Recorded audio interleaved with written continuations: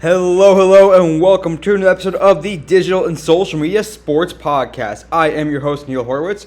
You can find me on Twitter at NJH287, on LinkedIn as well, where I post more content. The website, as always, dsmsports.net. And of course, follow the podcast or check it out on whichever podcast platform is your favorite. We got a best of episode for you guys today. Again, I try to do these once every quarter because after 220, however some odd episodes over the years, there's a lot to catch up on. If you're just catching on to the podcast recently, there are a ton of great interviews that are mostly evergreen, still good to this day, that are really worth listening back to. And when we get to today's best of, you're going to see just how awesome these guests are that I'm able to talk to and the insights they can provide. And I really recommend listening to these full episodes, of course, but you're going to get a taste of about like a quarter of, or so of each podcast interview, again, around 12 minutes or so. You're going to get some great insight, some great stories. You'll come away maybe with some more episodes to listen to, but certainly a lot of wisdom gained, and I hope you enjoy this episode.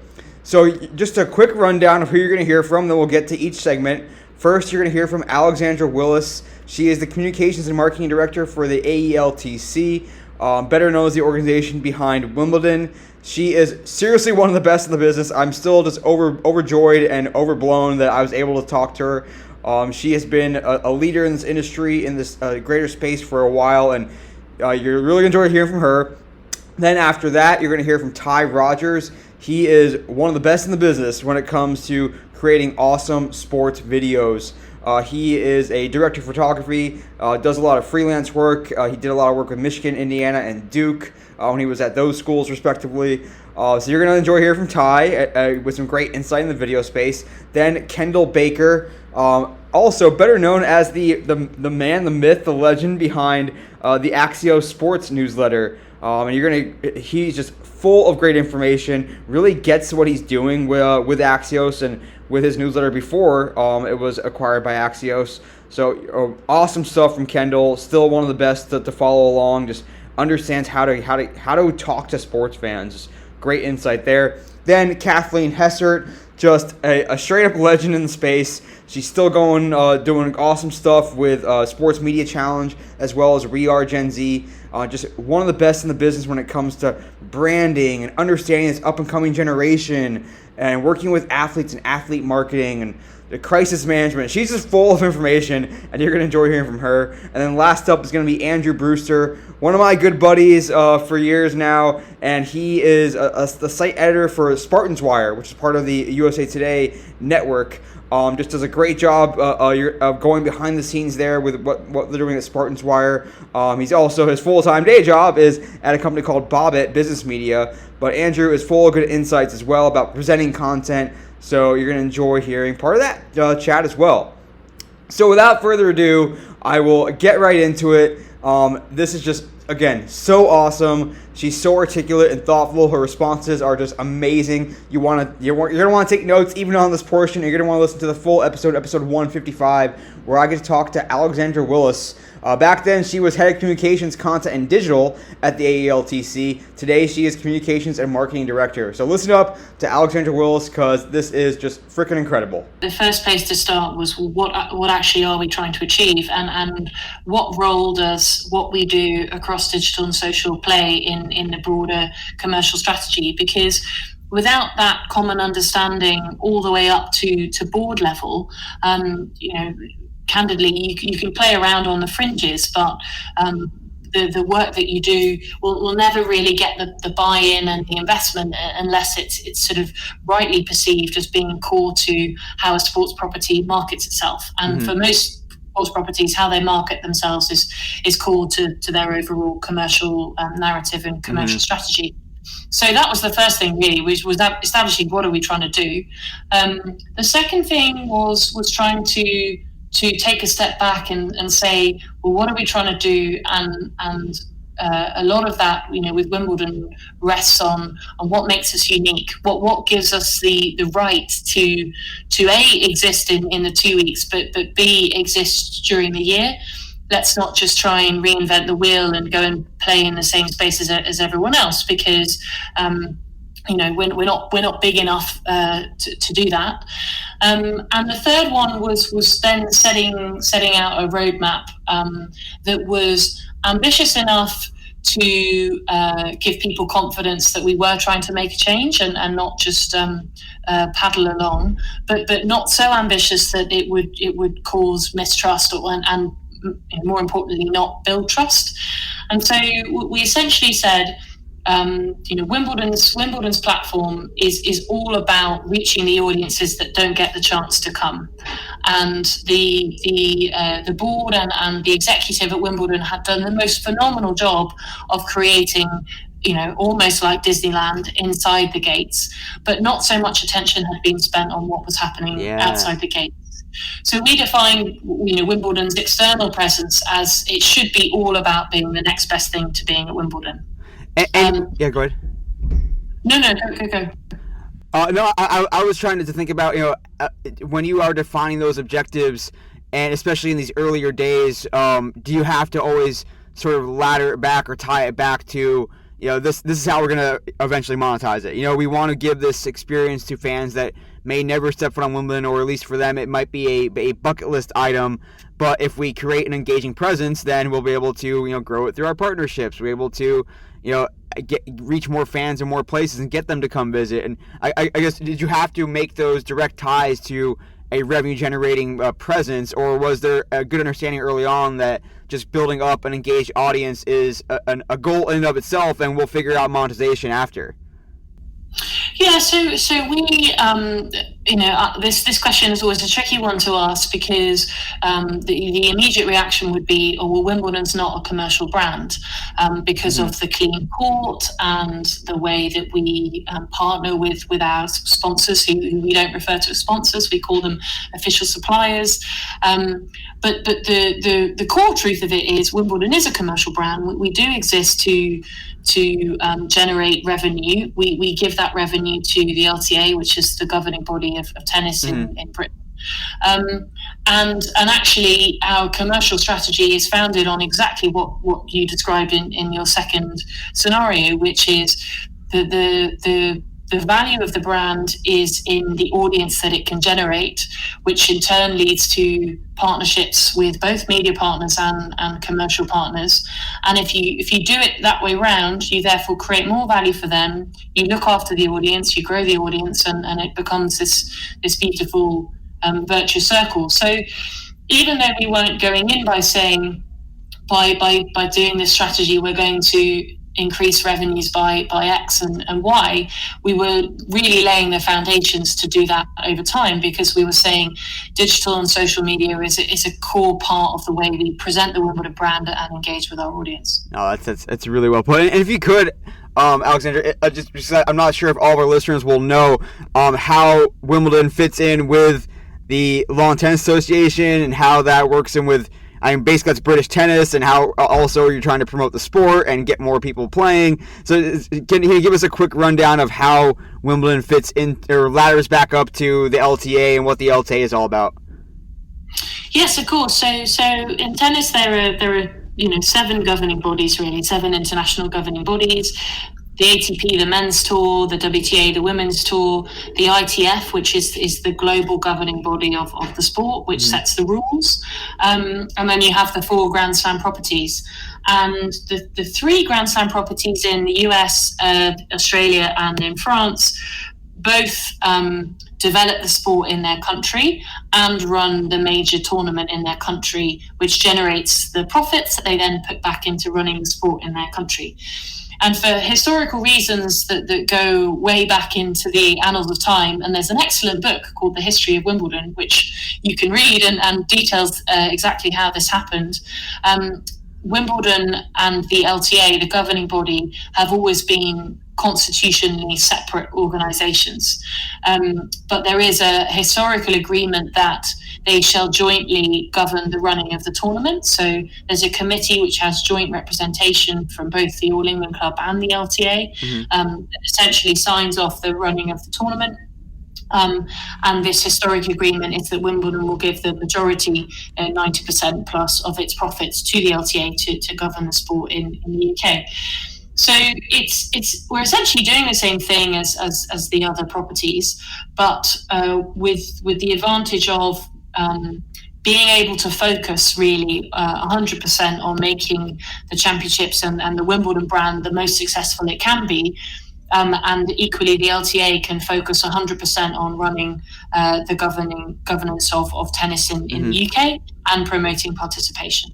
No, I appreciate the explanation, and definitely an interesting world of tennis out there. All different governing bodies, all different goals, but at the end of the day, we all just want to grow the sport and have fun and enjoy the best tournaments possible as well. So with Wimbledon being a very well known brand and social and digital, when you came in and evolving from then, it's his first chance to really beyond television ads, beyond any print ads, really speak to the world on behalf of Wimbledon, give Wimbledon a voice and a personality and a look and a feel. And I mean, that has certainly evolved a bit over the years during your time there, but how did you guys go about developing what does Wimbledon sound like? Who do we want to be on these platforms, especially as we start to speak to a global audience about ourselves on Twitter, on Instagram, on Facebook? Yeah, so again, one of the things that Wimbledon has already, which many sports properties are not in the fortunate position of having, they have to create them and develop them, was fantastic characteristics. And it's interesting, we've been spending a lot of time recently talking about the great character developers that are out there in our world today, whether that be Pixar or Disney or Netflix or what it might be, and Wimbledon has got these attributes and these defining features, whether that it's grass, whether it's white clothing, whether it's strawberries and cream, Britishness, ivy, but no one had ever really taken them all together and put them into a character, a persona. We it's almost like they had this brand by accident or by default, because the previous committee members and executives had worked very hard at protecting these characteristics. And so we essentially said, and again, going back to that, putting yourself in the minds of a consumer, what kind of personality would I enjoy engaging with? And again, bearing in mind that a lot of the people that come and work for us only come and work for the 2 weeks. It's a relatively small year-round team, and then it grows to an enormous year-round team. So how could you give them an identifiable character that when they're creating content on behalf of Wimbledon, they can say, well, that's the thing I'm always striving towards and always checking against. And so we defined it as a slightly bumbling, delightfully eccentric, English, British, that is important, gentle, because there's definitely gentleness in Wimbledon as a brand, gentle person. And, we thought, well, what should that tone of voice be? How should we identify it? That kind of firm but polite, humorous but not cheesy, tongue-in-cheek, witty, all of the things. I don't know if you follow the Twitter account, so very British problems, but all of those things that people identify with Britishness, but equally, we like to say Wimbledon is a global brand proudly held in Britain. So not only talking to our own audience, as it were, thinking about how we can develop it and adapt it for different audiences as well. Man, that was just such a brilliant response. Like, I mean, it's so perfect that you can define it so well, and you spoke to why that's so important, because you have people that are coming in here just for a couple weeks out of the year. They need to make sure that they are adhering to the brand, the personality, and I also just love how you identified what people already know about Wimbledon and how you can embrace those things and help leverage that into the content you're producing to help people connect with the brand, connect with what's going on there every year. That's just phenomenal. So as we get into those busy 2 weeks, and obviously there's a ton of preparation that goes along with it, and there's so many different goals that you are balancing, whether that's working with the media partners, working with your official suppliers, as we call them, and your other official partners on digital and social. What's that process of preparing like, and ultimately what are you trying to accomplish during those 2 weeks as far as quantifiable goals or even qualitative goals, and how do you guys go about being ready to execute when stories change, stories evolve. So I know I just threw a lot at you, Alex, but the best you can just take us through the preparation, the goals and objectives, and how you need to be ready to run up for a quick shot or go back for a backhander. Yeah, as you say, a lot there, and maybe if I can try and chunk it up into a few different areas. So one of the things that we've worked hard at over the past couple of years in particular is defining an overall campaign that we're going to theme all of our content around. And this is really with the objective of making Wimbledon better understood, but also a theme that our broadcasters could then take on and follow, and giving them a way to try and present the tournament in a different way year over year. Obviously, you have the player storylines that come and go, but what's the Wimbledon storyline that is changing every year? So we've worked hard on that. So identifying a common content theme. The second thing is then a common objective, and this is really focused around growing engagements with our audience, whether that's in earned and operated platforms, but also in owned platforms. And that's become really, really important as we have more and more people working as part of the team, and different types of agencies supporting us. And then the third is really trying to make sure that we are in every arena where people are playing, as it were. And that is in both types of behavior, that's in both platforms, but that's also in terms of time. So Wimbledon, as you say, is 2 weeks. So we're focused on making those 2 weeks as big as they can possibly be, in both a live environment, in what we call shared environment, i.e. someone is following along, engaging, but being shared content by their friends or their family. So they're not necessarily engaging directly themselves, but something that makes sense to them when it's shared with them. Yeah. So an example of that would be, did you see, that David Beckham turned up at Wimbledon, and something that's very shareable and easy to pass on. And then the third, very important when you consider that we sit in a time zone, but a lot of our audience is not in our time zone, is catch up. So for people to be able to be aware that something's happened and find the right way to catch up on what's happened. Similarly then, length of engagement. So again, the live, the core linear production, which we sort of talk about as being the sun at the heart of our solar system. And I say linear, but I mean continuous live coverage. So that could be on TV, it could be on a digital platform. If you then think about the fringes of the solar system and you think about short form, and that is really, the clips, everything less than 2 minutes. And that could be tennis-based, that could be news-based, that could be athlete-based, it could be fashion, it could be food, anything that's in that sort of broadest ring of engagement. And then again, something that we've focused a lot on in recent years is filling the middle. And filling the middle with kind of what we call mid-form content. So something that is a little more than just short form, something someone's going to pass by, but something that we know, and we know from the success that Netflix and Amazon Prime and now Apple and Disney and others are having with their own platform direct-to-consumer offerings, is if something is interesting to someone, they are going to dedicate time to watching it. So that, again, those could be features around different aspects of Wimbledon that we know resonate. So you've sort of got the 2 weeks, the spike, the thinking about people's live behavior. You've got the overall type of engagement that they're willing to have with us. And then you have what we're now calling the 6 weeks, which is essentially 3 weeks of building up to Wimbledon, 2 weeks of Wimbledon happening, and then 1 week of celebrating Wimbledon. And again, we're not going to reach everyone across all the 6 weeks, but making sure that fundamentally we have something out there for everyone, whatever kind of engagement they want to have with us. There are some tennis fans who know that Roland Garros finishes and they're like, right, time for grass, what's Wimbledon up to? Yeah. And there are others who are just going to come in, to use a football phrase, on the whistle. And they're going to come in when the draw is done, or they're going to come in on the first day of the event.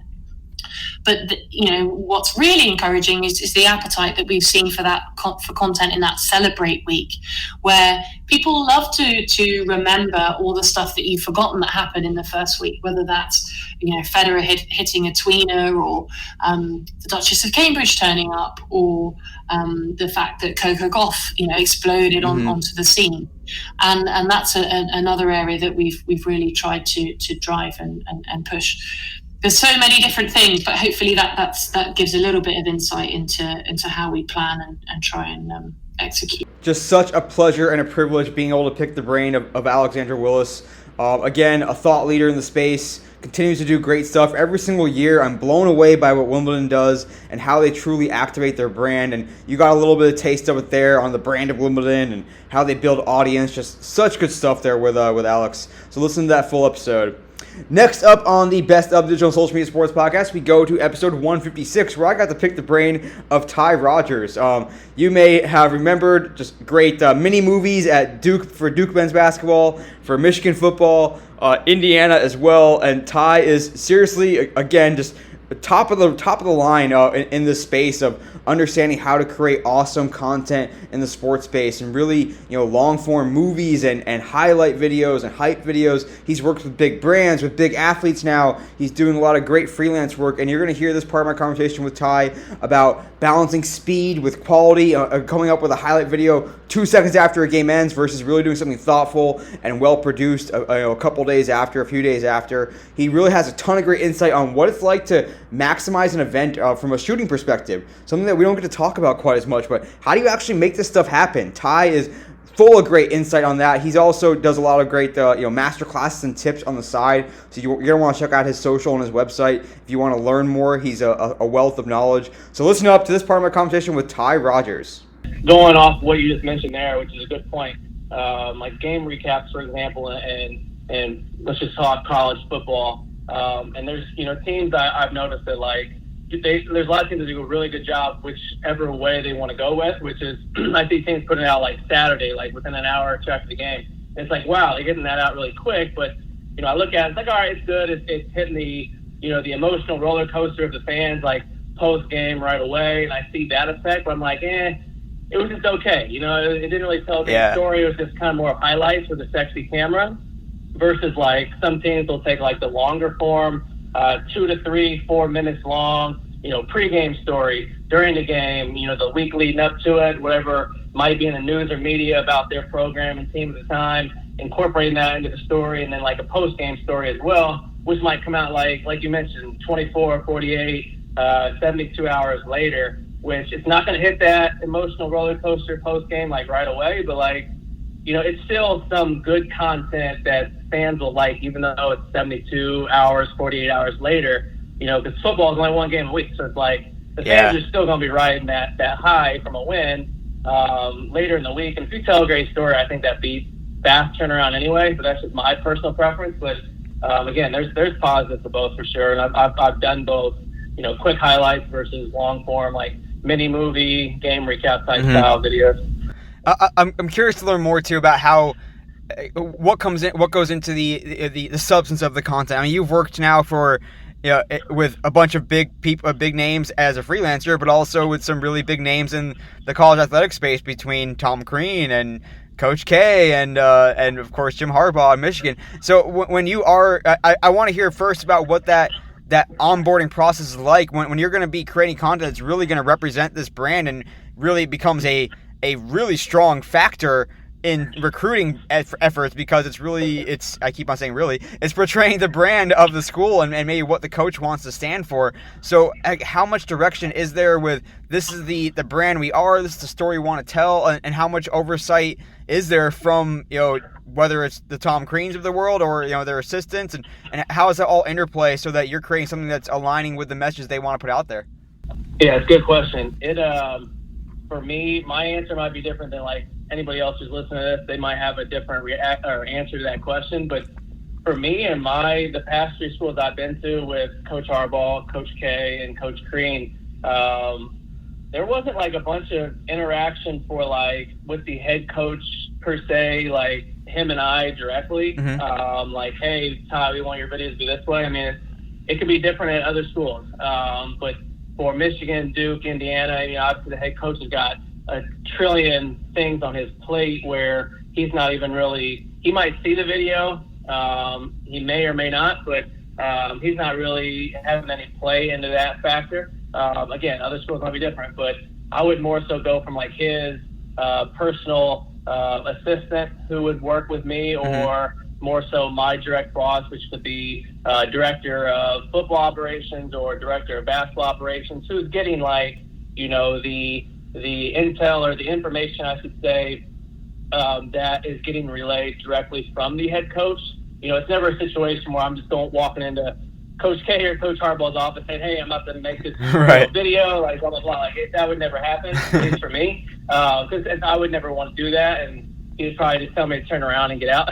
But, they respect my work. They know it's important. They know that recruiting is the bloodline of the program. Obviously, winning on Saturdays is important, but like recruiting in these big blue blood programs is so important that they value video, photo, graphic content to the top degree. But I'm working hands-on more with like the director who's getting the information from the head coach, whether it's him talking to him directly about it, or he's in the bigger meetings with like the assistant coaches where, I just don't have any business being in those meetings. Right. Because I'm not drawing X's and O's and, who's starting today or who's not going to play or whatnot. But I'm getting that info relayed to me about like, specific recruits or like what we want to target or hit on this week or next week with like video, photo, content to help build the story of the program and to build the brand as a whole with recruits and fans alike. But yeah, it's more so just working with, like I mentioned, with the director and my boss, and kind of having our small little creative team. And that's how it's been for me. It could be different for other people and other programs, but that's how it's always carried on with me. Super interesting. And I'd love to hear like what are you trying to accomplish with with a video, with a hype video, with a story, with a mini movie. I mean, I'm sure that the outcome of the games, I'd be curious as to how that affects your own process and your own execution. But also, are there certain emotional cues that you want to drive? Do you want someone to be ready to run through a brick wall after watching a video? Do you want someone to just have their heart warmed and have a big grin on their face? Do you want to be like what are you trying to accomplish? And also, like, how do you pivot when the team doesn't have necessarily the best story to be telling at a given time? No doubt. It's a good question. I think it's always, first and foremost, always story driven and what the story is that week for the team. And sometimes it happens on the fly. You might not know what the exact story is until it presents itself in front of you, whether it's, maybe something the assistant coach or the head coach says to the team, and you're there, happen to be there, and you're capturing it on camera. Or maybe it's something that's in the news and media that you can, on TV or whatnot, that you can potentially use into the story. But I think it always starts with the story, but, you're obviously capturing different elements along the way. Building up to the game, and then obviously during the game you're trying to capture it in a visual, aesthetic, artistic way that when people look at it, they're impressed not only by the filming but the storyline and the editing and the final product, where it's not so much, for me, it's not so much capture every catch and first down or every three-pointer or slam dunk. While all those are important, like there's got to be other elements to your piece to create more of like a, that cinematic movie, commercial style piece. And that's tying in, whether it's, uniform, whether it's fans, whether it's environment and arena, wherever the case might be, sideline, bench, like more behind the scenes, like looks that like people would never see. Like, a Michigan fan, for example, is going to watch the game on Saturday, and they're going to see it on an all-22 camera up high, and it's going to be, the guys are going to look like ants on the screen, but they're going to see the game, they see the highlights, and while giving them more highlights from more of a lower camera, cinematic, slow-mo, whatever, is great, but like getting them, they've seen those. So like, if you give them a cooler camera look with that, like, in my opinion, that's great and it's important, but like, give them something that makes them go, wow, like that's like access I've never seen, like whether it's locker room or post-game locker room as well, pre-game, on the bench, sideline. Like, I always like being incorporated, like, behind the bench where the coaches are, how they're coaching the team, and trying to incorporate that however I can, and trying to juggle that between, like, you know, filming the artistic story shots, you know, on the bench or the fans or in the arena that someone might not ever have access to if they're on their couch watching it at home. Yeah. Bringing that to them, but at the same time, like, trying to capture highlights as well. So it's always like a juggle and miss. But if I were to miss like a highlight, it wouldn't be the end of the day for me. You know, I'm trying to capture the story and tell in a way that's different than what they would have saw on TV. They see all the plays, you know, obviously you include those, but I'm trying to make it a story, movie type that really makes them like remember it like a year or two from now. That, you know, this piece that Ty created was so cool. Like, I get this DM on Twitter all the time, like, oh, I still watch your video from the Michigan State game last year. Wow. You know, it's so cool to hear people say that. It's like, I haven't even thought of that video personally, like, in 6 or 7 months, but there's a fan that, like, for some reason, somehow, like, they still watch that stuff, and it's just crazy, and it's hard to believe sometimes, but it's so cool to know that, like, something in that story I told, like, made them want to watch it many times and like months later, which is like really cool. And I think it's like what the story, more story type videos that are long form can really do with people. You know, it's really well put. And I think if you're, especially if it's a video coming off of a game, it shouldn't just be a collection of highlights. And those are, I don't want to say they're a dime a dozen, but they're certainly less valuable than they were in the past because you're getting that in real time on your timeline from all different sources. Can you bring the experience of the game, to someone? Can you make them feel like they were there, feel the feelings, feel the hype, feel the vibe, and yes, feel like they're on the field? Like, I think that's ultimately that's how you're gonna penetrate and cut through, what everyone else is getting elsewhere, I guess. I want to hear kind of how much you pay attention, and just a few more minutes left here with Ty Rogers, freelance content creator, talking about all of his work in the content creation space, from graphic design to photography to video production. And just tell me about how much you need to pay attention to the social platforms. Are you ultimately creating something that is gonna fit for any screen? It's more about the actual storytelling itself, but are you also needing to pay attention to the rise of vertical and what that does to what you're able to do, to the rise of everyone wanting to use music, especially with TikTok more recently, and music becoming an Instagram stories thing. So I guess how much does the social trends of what's going on in the video space affect your day-to-day, and how has it, if it has in the recent past? Yeah, so I'm always on social media, whether it's Instagram, Twitter. Those are my two main ones. I don't really use Facebook much, but for me, like, I'm always trying to pay attention to the newest, latest trends, whatever the case might be, whether it's how someone's doing something, whether, like you mentioned, a vertical, IG story, or maybe like even a new app, for example, like, the TikTok that everyone's kind of doing now. But I will say this, like, while I follow those trends as best as I can, like, I guess I'm looking at social media different now that I'm in my new role than before. The last thing I would ever want to do is get stuck in this, like, compare mode, especially when I was at, like, Michigan or Duke, like, compare my work to these other programs. It's hard to not, like, look at their videos and whether you get inspired or be like, oh, wow, it's a really cool video.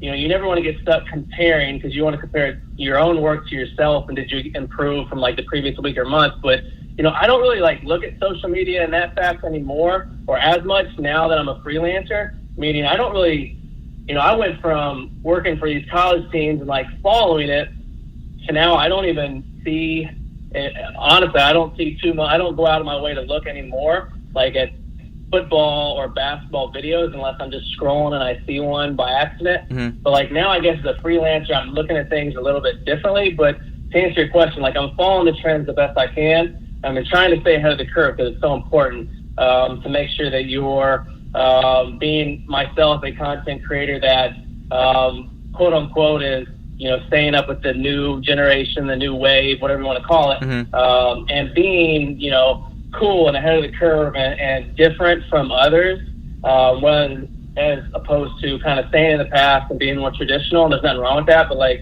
you definitely want to stay ahead of the curve so it can not only help yourself, but I guess I'm just looking at social media a little bit different, and, like, what I'm following now, which is just normal, I guess, being a freelancer and not really in the college team realm per se anymore. Mm-hmm. You know, I'm just kind of looking at more, honestly, like long form stuff, whether it's, you know, I'm getting into more documentary style stuff. You know, I've been shooting with NFL Films for like the past, I want to say 8 or 9 weeks. So I would shoot with them like once a week, and that's been like a lot of fun. But like, you know, their style of shooting documentary style versus and long form stories different than like what the college realm of shooting editing is. So like I'm completely changing, I guess, what I'm looking at, and a little bit of like what I've been used to style wise to like fit more what their brand and how they tell things. Mm-hmm. It's been a learning curve for me, specifically with like NFL Films. Like my shooting style has changed a little bit, and it's because that's how they want me to shoot, and I've learned a lot from that. But I guess to answer your question, and I'm being long-winded No, with it's this, good. but you know, I guess I'm looking at things differently now than, you know, before. So it's like I'm not having as many jobs that are like, hey Ty, we need you to film, edit this, and turn it around within 24 hours. So now as a freelancer, I have jobs that are like, hey Ty, all you're doing is filming. You're not editing nothing. You're getting paid to just, you know, show up to a Pittsburgh Steelers game, film on this awesome camera, and then give us the footage, and then fly back home, and that was your job, and you get paid to do that. So it's like been a learning curve for me, and I love it. Obviously, I got to make money, and yeah, at the end of the day, I would love to film a NFL game and make a cool stylized story video, but you know, I do what the job asks, and it's not so much what it used to be for me, where, you know, film, edit, turn around in 24 hours, and now it's, you know, I'm either editing maybe, or I'm just filming, and very rarely, you know, I'll get some jobs where I'm doing doing everything, but that's, you know, maybe not so much football or NFL, but, you know, a job with Adidas or Spalding basketball, or wherever the case might be. So it's kind of, I guess I'm just looking at, you know, short, long form, social media type content a little bit differently now, but still trying to stay ahead of the curve. And, you know, when I'm able to create more in a free world, or, you know, no one's telling me exactly how to do it and it's more on me, then, you know, that's when I guess my real creativity can come out, staying ahead of the curve. But sometimes as a freelancer, you got to, you know, stay within the guidelines of exactly what they want. Right. If you do that, they're going to hire you again, and they're going to keep bringing you back, and that's what the client wants. Versus, hey, Ty, film this, do whatever you want, make it as cool, stylized, however you want to film and edit it. Those are the best, and that's how college more was for me. But, you know, it's been a learning curve moving on to that. But it's been a lot of fun. Just so much fun learning from Ty. He is a straight-up expert in a space that I do not know much about at all, and that is really understanding how to create incredible video content and keeping up with the space as it continues to evolve, you know, every single minute, it seems. So listen up to that full conversation with Ty, because it's just, again, full of good information if you work anywhere around social and digital and video and sports and brands. Next up on the Best of Digital and Social Media Sports podcast, you're going to hear part of my chat with Kendall Baker. Just what a fun guy to talk to. Just really understands what he's doing. There's a reason that he's been so successful and really self-made, creating his own newsletter that curated the best of sports content around the world, and really found a great way to package it for a community. Built up a huge subscriber base, and then made his way to Axios with that newsletter. And he really understands the newsletter space. He's a student of it. There's a reason why it's been so successful. Again, he gets it. He talks about the goals of the newsletter, building it up, what he thinks about when it comes to presenting content. If you're probably already subscribed to the Axios Sports newsletter. If you're not, I highly recommend it. And you're going to definitely want to even more when you hear a little bit more from Kendall Baker, the sports editor at Axios, in this part of my conversation with him. Yeah, so for me, what I realized pretty early on, I think this is good advice for anybody, especially in this kind of landscape where there are a lot of tools that allow you to kind of be a one man or one woman media company, if you will, and you know there's a chance that you get acquired. And so it really is, to me at least, the story that you're able to tell, right? So if I would have gone out and I would have, you know, spent the little money I had on user acquisition and had an open rate of about, let's say, 30% or something, and I really was just focused on that number of subscribers count, then when the negotiations came down with Axios or whoever, it would have been basically a math equation. Like, all right, you have this many subscribers, this is how much money they're worth. Yeah. Here's, you know, and for me, I thought a much better way of going about it was, what story can I tell? And the story I could tell is having a really engaged community, people who open this every day, people who need this. And so that's really what I focus on. I just focus on creating the best content that people would share with their friends.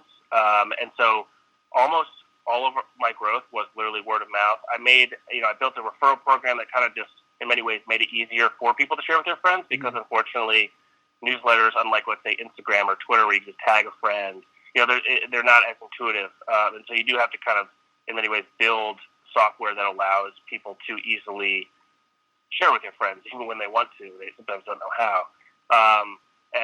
But really, most of my growth was organic. I spent $0 on ads, none of that. Wow. The only thing I did that was, in that realm of actually like performance based and campaign based was a few cross promotions with other newsletters, which actually were really effective. And the biggest takeaway for me there was realizing that, newsletter reader is a demographic. People who read newsletters, that is a type of person. There's a type of consumer. And so you actually have, in my case at least, according to the results I saw, you have a much higher chance of getting somebody who is already a reader of a, let's say, business newsletter to subscribe to a sports newsletter, even if they're not the biggest sports fan in the world, than you are to get the biggest sports fan in the world who currently reads no newsletters to suddenly start reading newsletters. Because, many people who read newsletters have commutes. That's not to say that all of them do, but that's a pretty big demographic there. People who have a commute every day. There's a 20-minute span in every weekday morning of theirs where they're idle and need something, and that's where you develop habitual, habits. And so that's a great example of a newsletter reader. But that's the one thing I did was the cross promotions, and that was my takeaway from that, is that if you're starting a newsletter and you want to grow it, find some other newsletters that have, not necessarily the same, the readership doesn't necessarily need to be the same type of content, right? You don't need to be competitors, but maybe you have the same demographics, younger readers, older readers, male readers, female readers, whatever. But don't worry so much about what that newsletter covers. Maybe worry more about the demographic, and then you could see pretty good results. Man, a ton of good insight in there. That's really interesting stuff to hear how, what you learned and how you built it.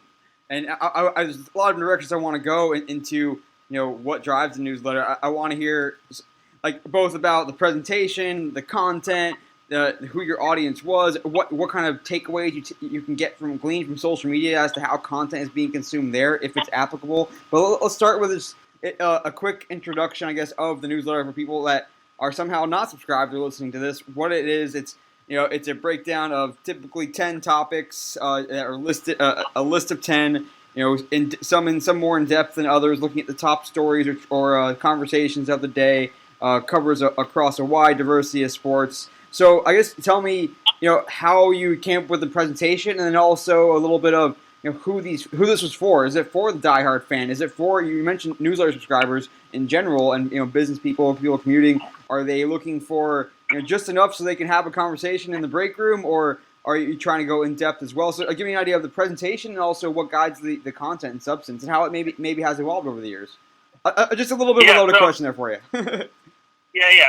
I'd say in terms of the who it's for, we have a huge readership.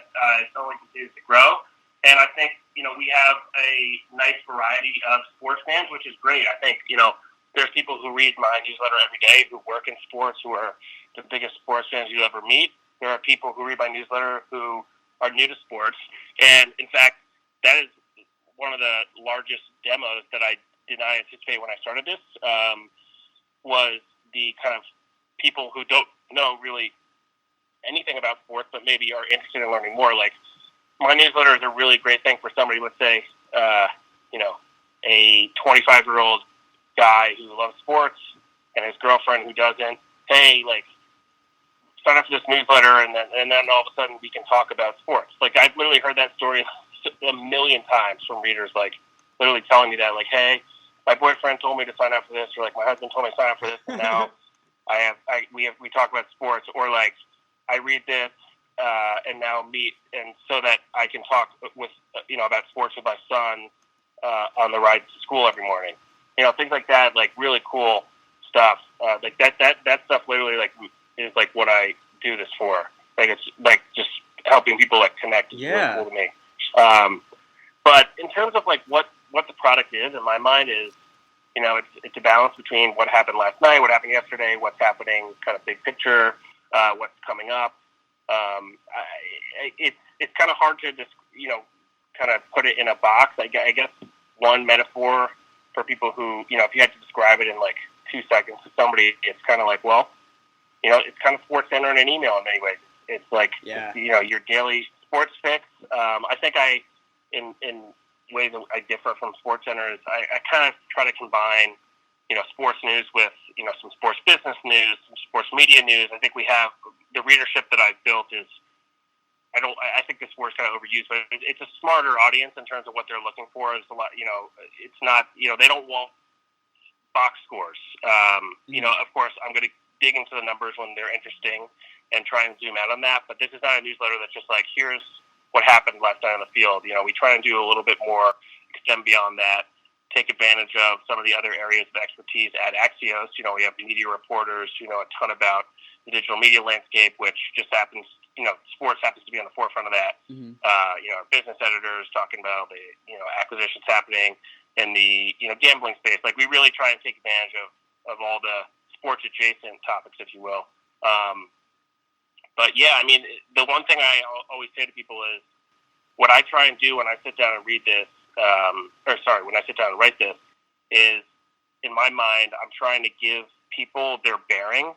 That's the general kind of thing I think about. Is like I personally find it very comforting when I can kind of wake up and read something that is not, that like has a start and a finish. It's not like my Twitter feed with just an endless scroll and I don't know if I'm missing something. I don't know if I've gotten to that big thing yet. Like, it's just very comforting to wake up, read something, finish it, and know, not like wonder, but like know that you're like caught up. You're good. If something huge happened, like, trust me, it was in there. And if you know, like, there's no wondering if you missed something. There's no having to go out and search for something. And so that's kind of what I try and do for people. Is like, here's the, you know, it's a combination of the most important things and also the most interesting things that maybe you wouldn't find out elsewhere. And that's really kind of my mission every day. No, that's well put, and thanks for going deep into that. When you said, like, you're all caught up, it reminds me, I think it was Instagram back in the day that you could scroll down so far where it would tell you're all caught up, and you have that crazy feeling of accomplishment almost. And obviously, you know, you mentioned your time at The Hustle really giving you some good insight and experience into developing those newsletters there. So, you know, what kind of guided the presentation of it, and how you decided to structure this newsletter, and, you know, has it changed over the years? And so what kind of influenced your architecture there? So the format was definitely influenced largely by Axios, actually. Axios, AM, Mike Allen's newsletter, you know, one items number 1 to 10. Actually, when I launched Sports Internet for the first about 2 months, I experimented with probably 8 different newsletter formats. You know, many inspired by other newsletters, and just trying to take what they built, and see if kind of I could make that work for sports. I think why the Axios inspired format that I now use, you know, items 1 through 10, works so well is a few things. One is, obviously, when you're sharing it, it's really nice to be able to say, see item 6, see item 5. It's, you know, you don't have to describe to somebody what you're pointing out to them when you forward that email. It's just like, number 6, really funny, haha, whatever. I think that makes it really easy. I also think the number, you know, the 1 through 10 is nice, that particularly when you're reading on your phone, when you can only see so much at once, it's always nice to, again, going back to that word, have your bearings. Like, I'm halfway through, I'm 3/4 way through, I know where I am. It's just, again, these are very micro things, but this is literally like what I think about is, you know, that reading experience. Like, I think about like every, you know, sentence, and because like I have basically 1,500 on average words every day to put together, like everything has to be perfect in my mind. So the 1 through 10 items, I think, really does that in terms of like making you feel like you know where you are in the newsletter. And also, like, just generally speaking, I think the 1 through 10, you know, a few of those sections are recurring. So like 8 every day is the Ocho, and 7 every day is on this date and looking back in history. And so there's enough in there that is kind of like recurring, but the rest of it really is pretty flexible in terms of like I have a format I have to work with, but I can kind of make that work with whatever that day needs. And I'm not writing a newsletter is always a balance between creating enough sections that you're kind of filling with content, but not pigeonholing yourself too much that, one day, a bunch of news happens today and all of a sudden it's like, well, we have to have this and we have to have this. Like, right. You don't want to put yourself into a bind where you can't fit in what you want to fit in. So the 1 through 10 is flexible enough that I can kind of do whatever I want in that format. And then when it comes to, I guess, learning about what your readers are responding to, what they want. So I guess an overall question about, how you learn, how you evaluate your success. I mean, obviously, word of mouth feedback. I'm sure you do some surveys every now and then, hearing from people in word of mouth. What kind of data are you looking at to judge success, and also, how do you go about evaluating kind of the more qualitative stuff? Like, are people liking the content, and are they reading the whole thing? And how do you learn about and evaluate your success as you go on each day? Yeah. So, I mean, newsletters obviously have minimal. I mean, there's plenty, but in terms of like, let's say heat maps, for instance, you can't really see. This person spent, or this person scrolled all the way down. This person didn't. You obviously see clicks, see the opens, number of opens, things like that. So I think clicks definitely are something I look at. Particularly when it's something I'm kind of testing maybe. Or it's a survey, or it's a new section. Like I had a section for a few months that was literally like asking people to make their picks for that night's game. Yeah. So obviously, if 5 people were clicking that, then we would have bailed on it. But it was actually getting a ton of clicks. We press pause on that because there's a lot of work, but we're going to bring it back. So like things like that, clicks are very useful for. I think on a whole though, like it really is not a great idea to get too bogged down in that. From my position, our data team, I'm sure, is doing more of that. But like I really, I've been doing this for so long that if I didn't trust myself to put the right stuff in there, then I would go crazy. Thinking like, well, these people want this, and particularly with sports where everybody has their team, everybody has the sports they like. I mean, if I listen to a guy last week who says, I don't want you to ever like, I don't like basketball, stop covering so much NBA, and then the next week someone says only cover NBA. Like, what do I do with that? I mean, nothing. Right. I just have to kind of trust myself, and so the only things I look at are on a macro level, obviously, open rate. If our open rate's going down, obviously people aren't liking it. Mm-hmm. Clicks. And specifically, like if I'm testing a section, how many clicks I get, how much engagement that gets, and then I do, as you mentioned, whether it's a company-wide survey or just a kind of specific question I ask, or just ask for general feedback. I get a lot of that, and that's always good. Again, you can't really think about individual responses too much, but over a year now, I've gotten enough of the same responses that I know certain things are good, certain things aren't as good, and so you just kind of learn. Just great stuff from Kendall. I see him in my inbox every single weekday because I never miss an Axios Sports Newsletter edition. Just a great thing that he's been able to produce, and really ahead of the curve. When it came to the newsletter space, he was doing it before everyone was doing it. And no one does it better than Kendall. So listen to that full conversation because he's really again just an expert in what he does in that space, and you'll learn a lot from him. Next up, though, on the Best of Digital Social Media Sports podcast, you're going to hear part of my interview with Kathleen Hessert, and someone I've had the privilege of knowing for years now, and just someone that I've looked up to over the years, and just does incredible work in the space. You learn from her every single time she opens her mouth or writes something out. She is full of knowledge and continues to constantly learn and keep up with the space. She is involved still where she's founder and CEO of Sports Media Challenge, where she works with everything from athletes to brands on communication, on strategy, on social strategy. She also runs We Are Gen Z, which has a ton of great information about Gen Z with constant content and data. So you should totally check out the We Are Gen Z site. She also works with high-level executives. She's an accomplished writer and author. Just Kathleen is so great, and you're going to hear just a little bit of my conversation with Kathleen, where she talks a little bit about brand building with Peyton Manning and how intentional it was for them to really, and he is one of the poster childs of really building a strong brand, and it's why he's so successful post career. And that was not an accident. That started early on with Kathleen and him heading into the draft after his career at Tennessee. It's just great stories there. We also talk about her work with the Pope and how she worked with the Pope on making the papacy, the Pope, more accessible to this emerging young generation. Again, just so much good knowledge with how to build that brand for this upcoming generation, for communities at large. And you're going to really, really enjoy this part of my chat with Kathleen Hester, and you're going to listen to the full thing, episode 158. So listen up, because here comes Kathleen. There was no strategic mindset at all. It was put out fires. It was, oh my gosh, we're going to draft X, and he's got these kinds of things in his background. We need to prepare, but there was no strategic.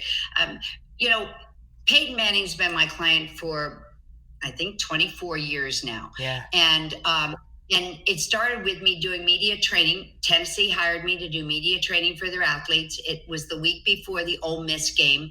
And so I sat down alone with Peyton, as well as doing the general team stuff, and helped him think through how to respond to the Ole Miss, the media around Ole Miss, because his father was known there and he had turned them down, all that kind of stuff.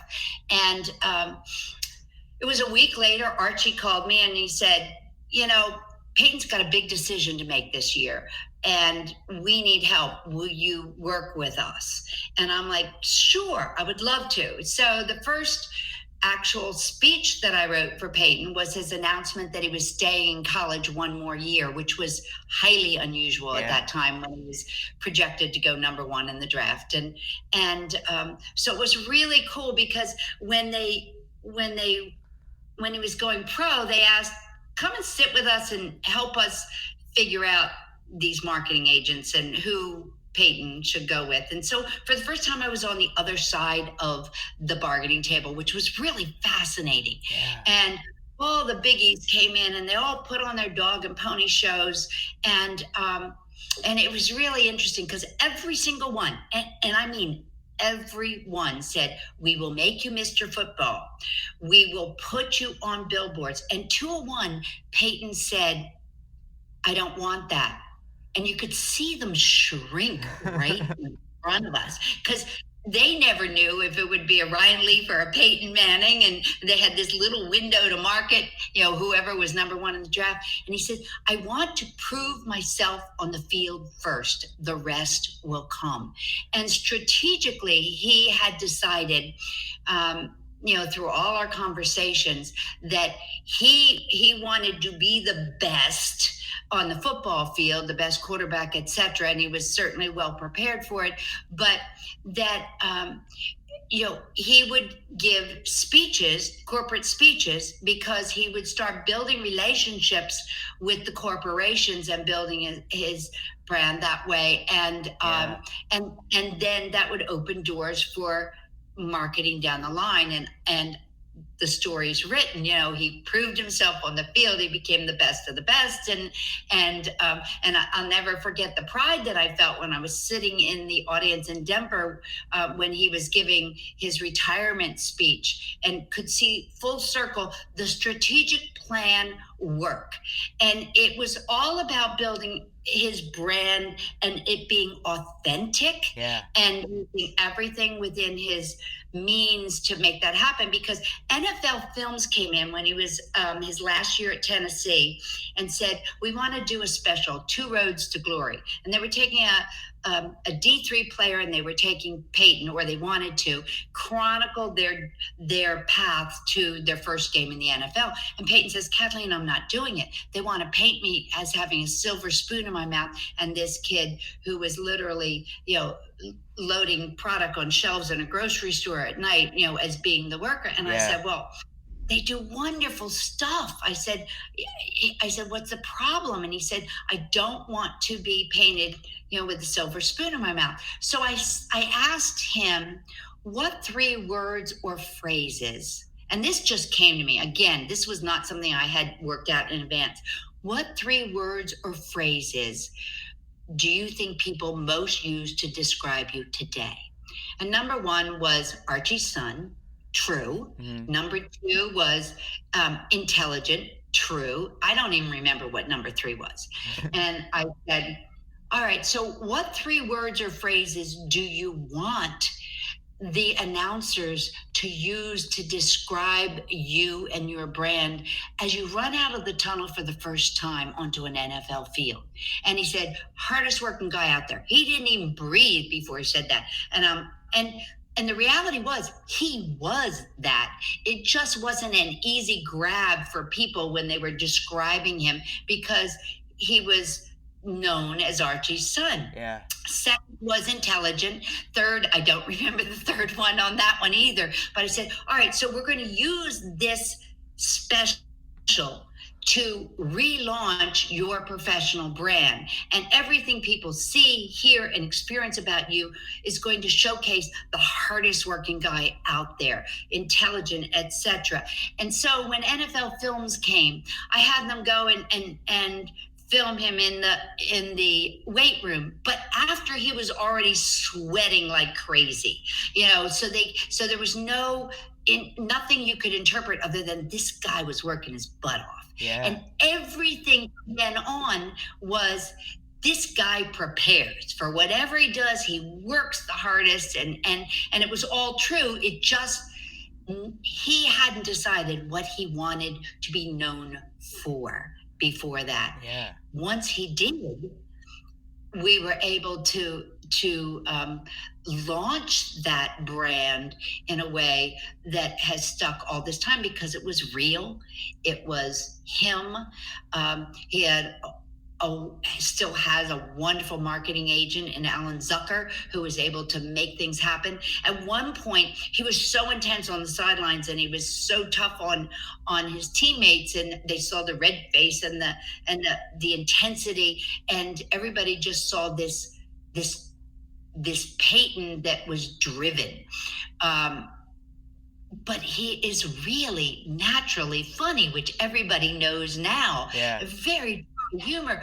And Alan was able to match him with marketing opportunities that showcased the humor in him. So we were showing the whole Peyton in a different way. So that brand building is something that everybody today almost takes for granted, but they still aren't as strategic as they could be or should be. And if they are strategic, they then don't have themselves or the team around them to execute it as well as they could. And therefore there are, lots of slippage there. Yeah. I really enjoyed hearing about all that. And it really does come out true. Like, Peyton Manning is known as a hard worker. We do think of him as having personality and having that sort of comic relief as well. And it just exactly what you guys had talked about is what played out. So that's a kudos to him and you and the team around him. And I think today, the notion of brand building is certainly more present, but it starts so early now. You have people in high school or you have kids who are on Instagram at the time they're 12 and posting highlights, and there's so many.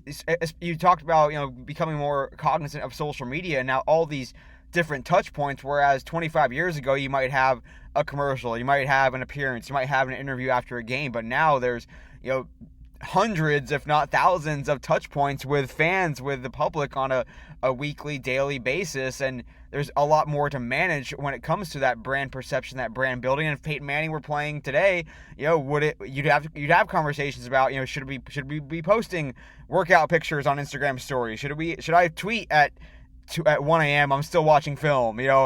So how does social media? How important is it for those younger athletes to get ahead of things? And how can you use it both for good and also be cognizant of what you can do to just kind of screw things up when it comes to these platforms and how quickly they move. So a couple things here.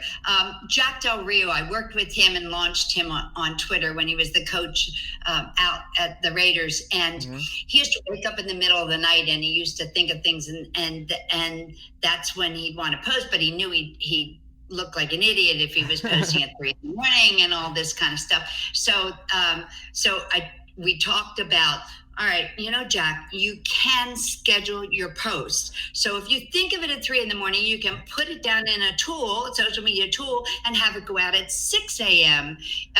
East or West Coast time, which is prime for East Coast or whatever. Yeah. So there's a learning curve that's really important, and bringing those tools and understanding, the rhythm of their lives and the rhythm of social media is very important.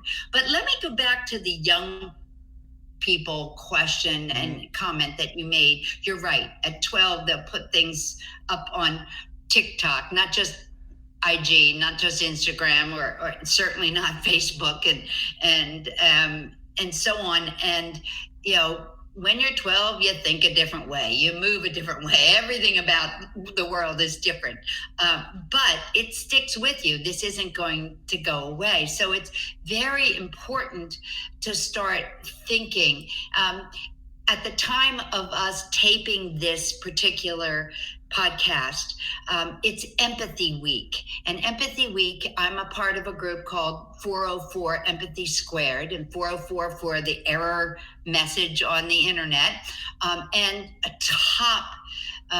top internet companies, Facebook, Instagram, and brands like Adobe and Edelman and Social Media Week started it, literally decided that there's not enough empathy in this online. There's so much going on, and that we need to teach kids as young as 10 years old, before they go on the internet, what best practices are.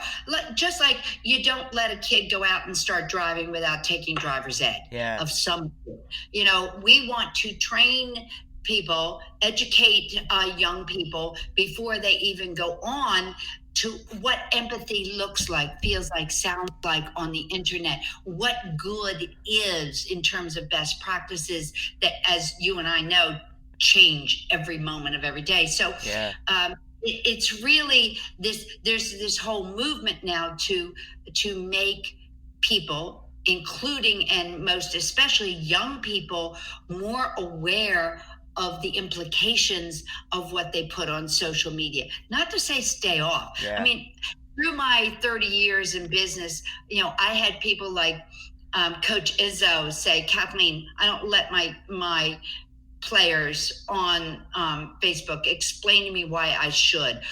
Mac Brown, same thing at Texas, etc. And ADs and coaches around the country were saying, we're just going to keep them off Facebook. I'm like, you're out of your mind. Number one, your educators educate them to do it right. And number two, they're going to do it whether you want or not. So help them understand what it is. And then it was the same thing with Twitter and Instagram and Snapchat and probably TikTok now. And I'm like, get real. This is a different world. And Gen Z is so fascinating. It's like, they're changing the world in so many ways. Gen Z is anybody born, say, 1996 and afterwards. So think just for purposes of this podcast, 8 to 22 years old. They're post-millennial. These kids were born after 9/11 into a recession. They have never known a world without the internet. Their number one question is why?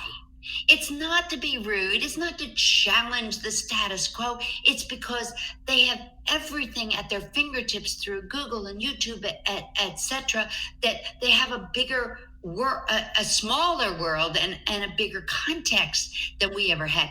I had to go to my dad's study and take out a Encyclopedia Britannica to look something up, and I had one simple definition and small context. They have the world as their context at their fingertip, so they want to understand why. It's just I am. When you ask, what I did to get where I am and what I've done and everything, I guess I'd go back to being curious. I don't think you can be too curious.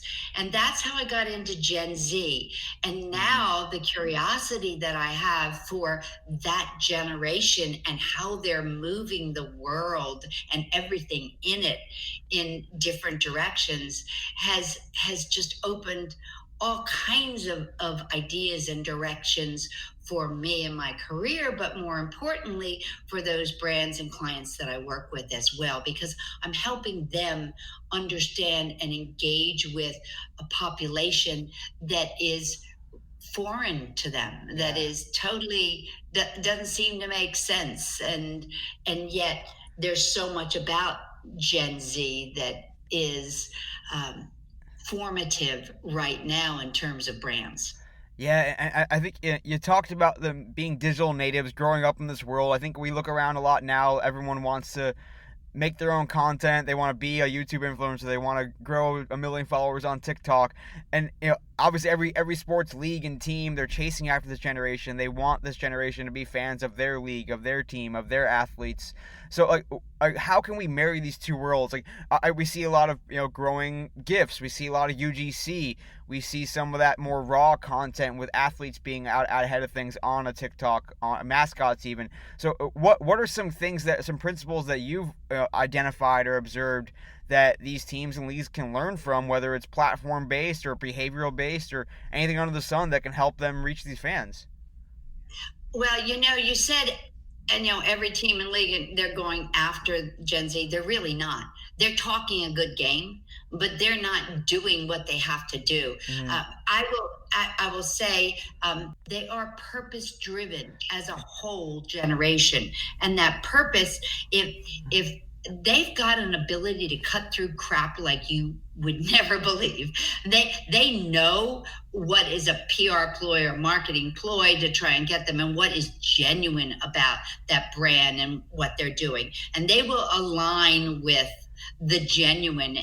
And if you don't align with a purpose, if you, Mr. or Ms. Brand, don't align with a purpose that is relevant to them, they'll walk right away. They won't even come close. It's like the Never Facebook group. There'll be Never Your Brand group. So that's very different. The humor really draws them in. And that's why memes and GIFs are so great. I just spent 3 days out in Texas with a bishop of the Catholic Church, teaching him how to use GIFs and memes and why he should use them to draw young people to the church and to him as the leader of the church in that part of Texas.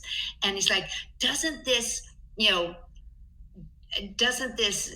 negate or demean, the seriousness of the role that I've got as the leader of the church? I'm like, no, it makes you approachable. It makes you relevant and interesting to them, and so I said, again, where Gen Z goes, the church goes. If everybody's dying in your pews or walking away, you won't have a church. But if you find a way to connect with young people so that the church is relevant in their lives, then, the Fort Worth Diocese will be a leader and take the church to a new generation in a different way. So, we launched the Pope emojis when the Pope came to the United States several years ago. And I remember the New York Times and Wall Street Journal saying, isn't this sacrilegious? Because I had the Pope emoji and GIFs, throwing a football, heading a soccer ball, eating a Philly cheesesteak, waving to the crowd in the Pope mobile. And I'm like, no, the Pope has a sense of humor. He likes this, and the idea is, are you reaching that new young audience? I often over the years have worked with brands from Fordham Athletics to major corporations and entities about developing new call them fan bases. And I say there's this spectrum. It starts with future fans, casual fans, and avid fans. And most brands spend all their time and their money and their resources trying to keep those fans that they have. They're hardcore fans because everybody knows it costs more to get a new fan, etc. But if those fans are dying in the stands, and you're putting everything to that, you can't just all of a sudden turn around and snap your fingers and think you can build new ones. So we talk about how brands should be realigning their content and their platforms and what they're doing to spark or ignite an interest in the future fan, to literally find the connection and connect the dots with the casual fan and your brand, and then obviously not forget the avid fan. But if 90% of your resources are going to the avid fan, then where are your casual and your future fans? You need to woo them. And so you can say we want to build a young audience and a young fan base and a new community, but if you're not aligning your resources to ensure that that's happening and executing it well, it doesn't matter what you're saying. Yeah. It won't happen. Again, so awesome being able to pick the brain of Kathleen Hessert. So knowledgeable and tons of great insight and tons of fun stories too. I could listen to her all day, and you should totally listen to the rest of that episode with the full interview with Kathleen Hessert. Last up, we've reached the last one on this episode, but it's a good one to end on. You're going to hear part of my interview with Andrew Brewster. Brewster is someone who I've gotten to know well over the past few years. He's really smart, really gets it. His full-time day job is as Director of Strategic Accounts at Bobbitt Media. But his passion play, so to speak, is the site editor of Spartans Wire, which covers Michigan State athletics as part of the Gannett USA Today network. USA Today Sports Network, and Spartans Wire has become a straight-up powerhouse under Brewster, and there's a reason why. You're going to learn what goes into it, the content packaging, about being ahead of the curve with SEO, about producing such a ridiculous volume of content and short-form content to help people get the information that they want and help fans follow along with Michigan State and where Spartans Wire fits into the space. And also thinking about it from a strategic perspective when it comes to the important KPIs according to the people that run Spartans Wire, his employers. And you're really going to come away learning a lot of cool lessons about the space and how Brewster has really found out what the goals are and attacked it and created a strong brand there for Spartans Wire. So listen up to this part of my interview with Andrew Brewster. Yeah, when I first signed my contract, there was some language that potentially you could make money, I think, if you hit a certain threshold on page views. But with the amount that a lot of writers for Fansided are doing, the average writer is never going to see a dime. I know the actual site experts, quote unquote, that's kind of their version of the editor. They get like $50 to $100, like basically nothing to keep this content Gas going. money. So. Yeah, I'm not the biggest fan of that model. I have to give a lot of credit to them because I wouldn't be in the position I am now without it. But the whole concept of giving talented writers, kind of sucking them dry for content in exchange for opportunity, I'm not the biggest fan of.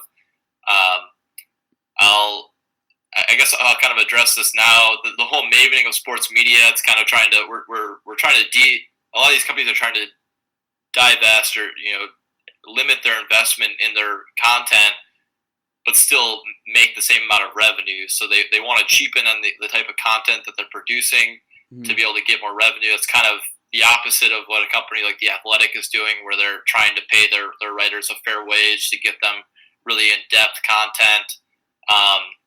I do have a problem with it.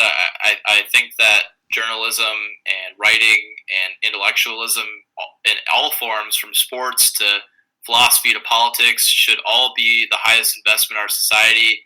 I don't know if that's, we don't want to get into too much politics here, but preserving the arts and preserving journalism and journalistic integrity is something that I think that we really need to look at as a society to really protect.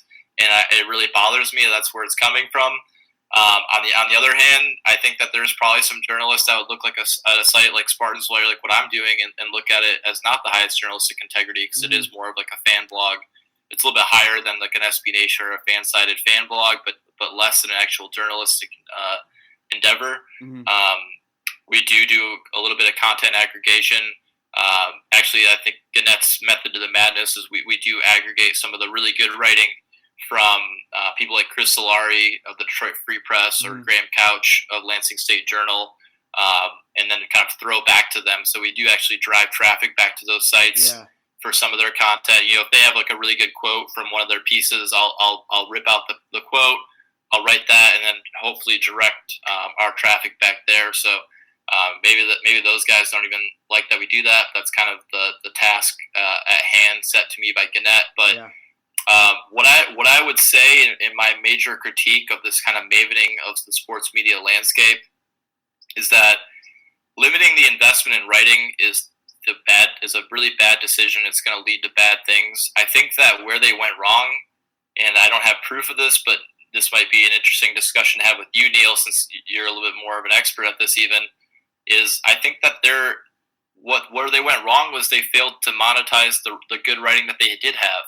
And I look at some sites and I'm thinking like maybe there aren't as many ad positions on this page as there should be, or maybe they're not doing enough strategic corporate partnerships to drive revenue to this company, or maybe there needs to be more native sponsored content that they're doing in conjunction with their partners, or get more creative, or because I still see in the podcasting space, for example, I'm on a podcast, there is a lot of impact to having voices that people trust give advertisements for products. Why wouldn't that work on a website? I don't know. I don't really see it being tried. That's just off the top of my head, but I'm wondering if maybe the business side and the sales side, the marketing side of some of these websites failed, and they're trying to adjust their balance books, and they're taking it out of the thing that actually drives the value of their website. No, it's an interesting point. I mean, even looking at the linear platforms about how a Kirk Herbstreit, a college football analyst, is doing commercials on the side because people trust him. They see him every day. And could someone that is trusted as a writer also be helping to do advertisements for the publication to help pay his own bills and keep the other writers employed as well? But it's been more of a side hustle, I guess. And it's interesting because I think when you, even before you got into this space, there was a race to the bottom, so to speak, about volume and just page views and banner ads, hoping that millions and millions of page views and banner ads would pay the bills. And at the end of the day, it's just not that way. And now here we are with a combination of long form, like The Athletic, that are subscription based. We have aggregation sites that are just trying to get as much traffic as possible. And then, as you mentioned, in some ways, are you adding to or taking away from the newspapers of the world or the online newspapers of the world as well? So there's a lot here for us to dive into, I think. But I want to hear first and foremost about just, is it a matter of this is the way that people want to consume content now? They don't want to read that whole Detroit Free Press article. They're more interested in seeing that quote. And then if they want to, they can learn more. Or are you helping just them, get chew through the fat, and the fact that you guys are sort of lifting some value from what's being produced elsewhere. Yeah, you're linking back to do due diligence and hope that you can drive some traffic for them. But is it a matter of just a practice that's successful for a place like Spartan's Wire, or is it reacting more to the way that fans today consume their content in short bits and snippets? Yeah, I think that is most of it. I think that there are a lot of sports fans that just want quick hits. Give me what's important, what I need to know. And I do think that at the Wire sites, we do have a little bit of a niche here where we're covering everything. I don't think there's another Michigan State website that I know of that literally covers everything. There's the fan site and the SB Nation site that's similar to us, where it is kind of more of a fan voice that covers a lot of it, but we're literally covering every little snack size piece, every offer that comes through to a 4-star recruit. We're getting that out there. Every press conference, we're posting that because I have some contributors that go there and get the video. we're really covering everything. So people who want to get everything, but in shorter bite-sized pieces, Spartans Wire is kind of a good piece. And then obviously, because of the volume we have, we do kind of dominate a lot of the SEO. I hope that there is still a lot of appetite for the Detroit Free Presses of the world, for the Lansing State Journals of the world, because I read that, and that's where I still get a lot of value, even though I'm writing about the team too. I think that their deep dives and stuff, and the amount of access that they get to the teams is just something that we as not credentialed journalists are just not going to get. We do have one guy who's credentialed and goes to the games and sits in the press box and stuff, but the access that Chris Solari of the Detroit Free Press is going to get is just going to give you a level of insight. So it is my hope that we are driving traffic back to those sites, because I want those sites to succeed. That's something that is really important to me, to see a Detroit Free Press continue to be successful. And I think it's cool that you were able to start Spartans Wire from the ground up. I mean, there are several other wires that already exist and have existed for many other schools and teams and sports. So when you started Spartans Wire along with Gannett, like, what was the charge from them? What was the brand you're looking to build? Do you guys want to be the voice of the fan? Do you want to be a place where you can get every single possible headline out there and go an inch deep instead of a mile deep, whatever the saying is, or do you not want fans to think of you guys as a place to get the longer investigative pieces, or a place where you're going to be necessarily breaking news, but when news does break, you'll have it there, even if it's not your guys' break or scoop necessarily? So I guess who are you trying to appeal to? What are you trying to be, and how intentional is it, and how if so, how has it evolved? Well, that's where I think we actually have stumbled onto something that's pretty awesome. I did not get much of a charge from them. Gannett was just really happy to have someone on the site. I will clarify, I didn't start it from the ground up. There was a Spartans Wire that kind of existed in the ether. It wasn't very good. It didn't have really strong SEO. They had problems with the last editor. So it's just kind of floating there, and the editor kind of just disappeared and left it vacant. So they were scrambling to find someone. So they're just, I think, ecstatic that they found someone who was able to go up there and get, I'll be honest, 100 to 120, like 6 articles a day posted on the site. And, that's what we're doing right now. We did 6 articles a day last month, so 186 articles posted last month between me and 2 other writers. But where I think we really stumbled onto something special is the mix of the writers that we have on staff. So there's myself, and I'm doing, honestly, about 80 pieces a month. I'd say a quarter of those are covering some of the breaking news that comes out. A quarter of those is the voice of the fan, kind of giving my take on the all-decade team, or who's the greatest Michigan State point guard of all time, or 5 takeaways from the game last night.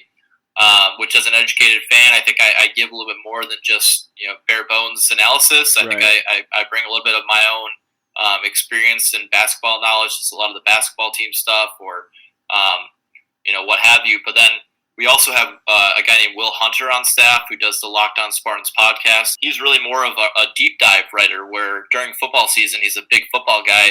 He will do a 1,500 to 2,000 word film review breakdown of the Michigan State offense, which I think is honestly on par with some of the guys at The Athletic, like Colton Pouncey, who also does a great job covering Michigan State. And I don't think that's something that was ever expected of us from the Gannett team. I think that they'd be really happy if we just literally covered the most clickbait stuff possible.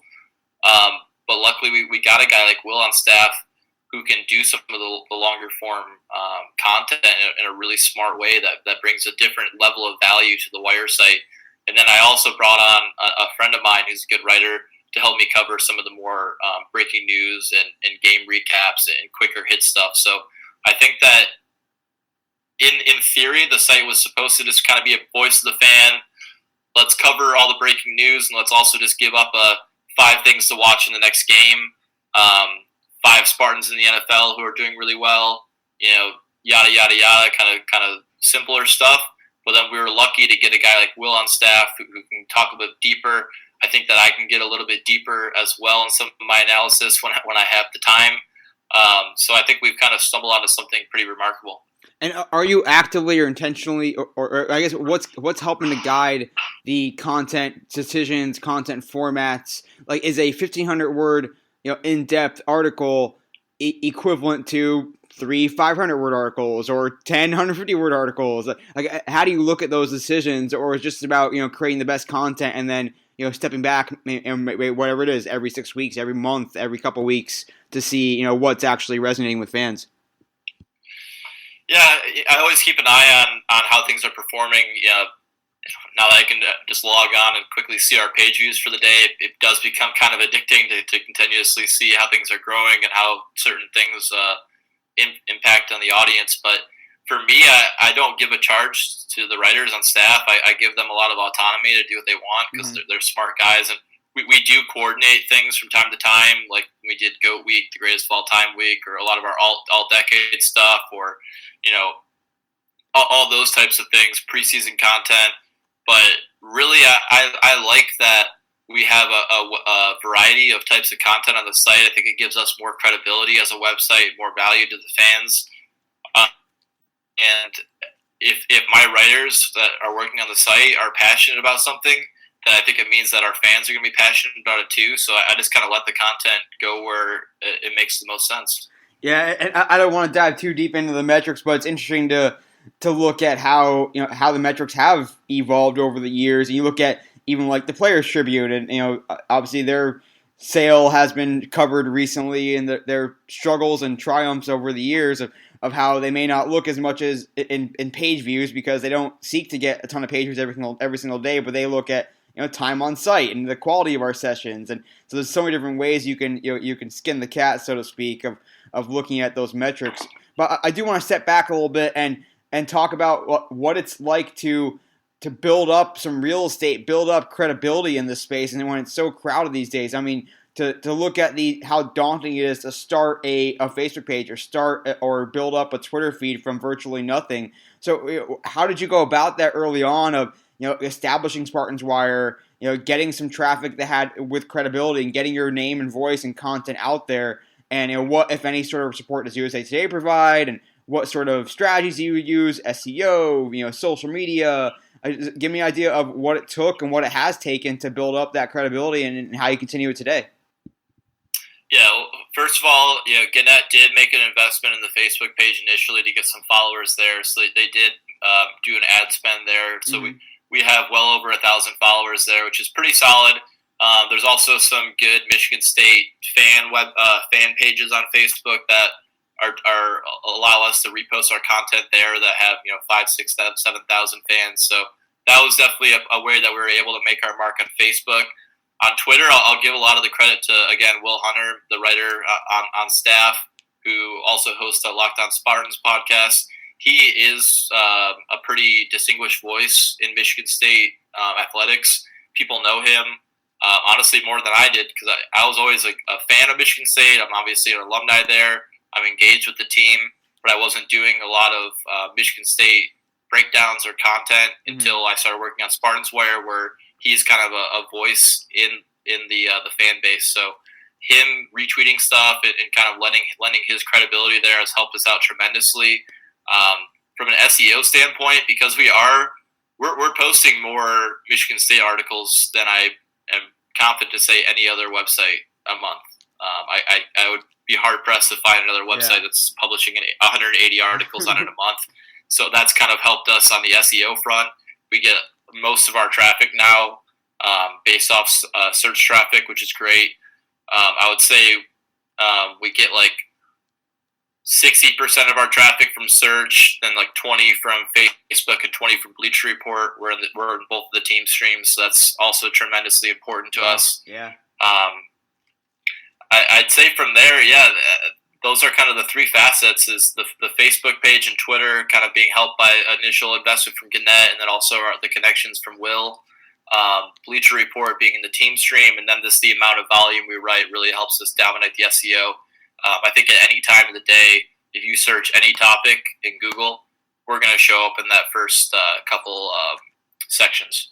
And you guys are primarily sticking to that content focus where we are a a clearinghouse, so to speak. If there's a story out there about Michigan State, you can get it here, as opposed to maybe leaning into more of the hot takey part of sports media, of trying to get people riled up, trying to get trolls riled up, so that you drive conversation. How much of that is on your mind sometimes when you can put something, quote unquote, not necessarily controversial, but maybe hit on things like your GOAT week with ranking people, ranking athletes for Michigan State, ranking teams that may help inspire more of that, that back and forth argumentative sort of sports media takes. Yeah, anytime you can create. There's a great book and quote from a guy named Eric Bischoff, who's a '90s wrestling name, Mm-hmm. but he would always say controversy creates cash. So whenever you can stir up a little bit of controversy, I think that's going to be a good thing. So always love anything that we can drum up conversation on. We can post it in some of those other Facebook groups, try to get some discussion going. We do have a forum now that we're still trying to create some traction with, that we just introduced recently. So hopefully there's some more opportunity there to have good interaction and engagement with our fans. But yeah, I'd say anytime that we can drum up an idea or a topic that we can get some divisiveness on, it's going to be a good thing. We're definitely the voice of the positive fan. I would say we're not going to be out here saying fire D'Antonio, and we're not going to pin that to the top of our news feed for the month, because that's just not really, I don't think, how any of the writers on our staff feel. But if it was, we'd have no qualms in posting something like that. So much fun being able to pick Bruce's brain. Really enjoy talking to him every single time I get to. And it's doing a great job both with his full-time day job and Spartans Wire. And so check it out. Really just check out Spartans Wire, because you're going to get a lot of good ideas for, fairly easy, so to speak, content that fans want to engage with. It's listicles, it's history, it's updates, it's quotes, it's stats, it's predictions, it's curation. There's so much good stuff there, and Brewster does a great job of helming it all for Spartans Wire. But that'll do it for this episode of the Digital and Social Media Sports Podcast. Thanks again for listening to this best of episode.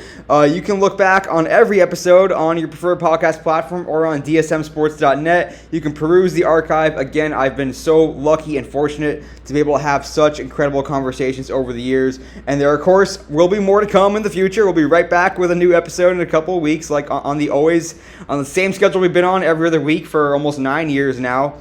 And until next time, you can check me out on Twitter, NJH287, on LinkedIn as well, where I post more content. The website is dsmsports.net, and I'd love to hear from you if you listen to the podcast. Hit me up on any of those platforms. Until next time, this is Neil Horowitz signing off for the Digital and Social Media Sports Podcast.